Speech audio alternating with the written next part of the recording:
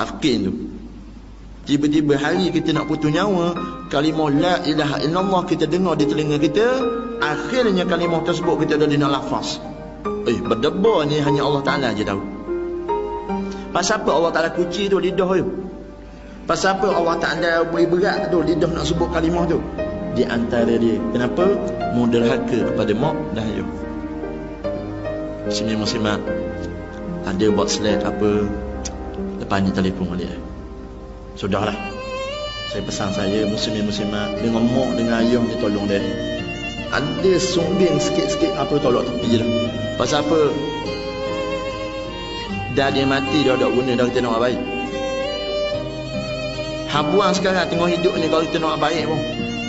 Hari ni kalau kita ada mak kita tu tua, mak kita tu sakit dan dia pilih untuk duduk dengan kita, muslimat, tu bukan satu beban itu bukan satu taklif, bahkan ia adalah satu tashrif.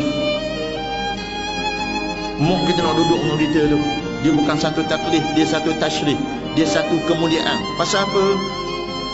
Between di antara anak-anak dia tu, dalam 8 orang 9 orang, cuba kita tanya dia kita, kenapa mak nak duduk dengan aku? Muslimat, orang jadi mak dia suka, dia pandai. Dia suka kita ni, dia pandai. Bukan kata dia tak beraya anak dia ni, beraya. Tapi ada something yang kata dia dengan kita ni match. Ada sesuatu yang kata dia dengan kita ni match. Muslimat, ada mak dia jaga betul-betul lah. Mandi mak. Kita ni tak sampai lagi masa tu tak sampai lagi. Mak kita mandi kita beribu-ribu kali dah. Mak kita mandi kita nak boleh kebesar ni muslimat duk mandi ke kita ni beribu-ribu kali dah. Kadang-kadang hari kematian ni kita duk tengok tangan dia ni, siapa-siapa daripada tempat kerja balik masuk dalam rumah siap salerah belaka dah. Nampak satu jasad yang kata tertutup dengan kain batik lepah. Muslimat, terlambatlah nak baik. Bila kita balik, mak kita tahu-tahu dapat panggilan, bang, mak mati dah ni. Kita yang kata duduk di Kuala Lumpur bergegah balik terus ni ke Kuantan. Balik ke Kuantan, balik ke Tanjung Lumpur, balik ke Balok, balik ke mana-mana tempat yang kata mak kita, tempat yang kata kita dilahirkan dulu. Masuk di rumah yang kata tempat kita dilahirkan dulu. Masuk dalam rumah, tengok-tengok satu jasad duduk di tengah rumah, sudah ditutupi dengan kain lepah, kain batik lepah. Allah Rabbi, muslimat. Masa tu mata tangkap ni, kaki tak boleh nak langkah ni. Kaki ni tak boleh nak langkah ni. Duk tengok jasad tu aku kenal ni. Muslimat, kaki melangkah ni slow ni.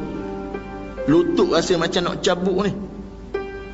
Melangkah tu pergi belek ni, duduk macam duduk di antara dua sujud tu. Duduk tepi jasad mak kita belek. Kita belek ni. Akak kain batik lepas dia tu, muslimat.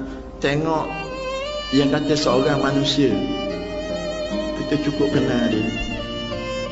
Dengan umur aku sekarang 33 tahun, dengan umur aku sekarang 36 tahun, dengan umur aku sekarang 37 tahun, dengan umur aku sekarang 40 tahun, dengan umur aku sekarang 55 tahun, dengan umur aku sekarang 67 tahun.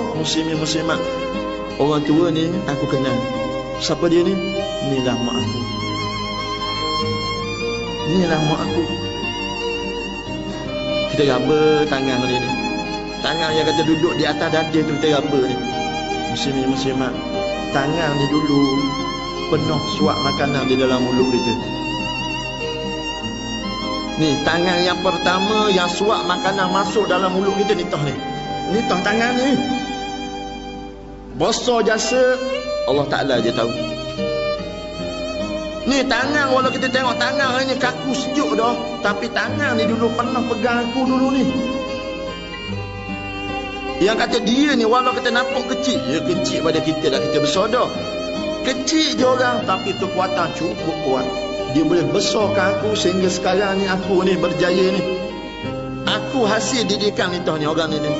Tapi hari ni Allah Ta'ala ambil dah nyawa dia. Mak, maafkan aku mak. Muslimat, dari dia kita kucuk.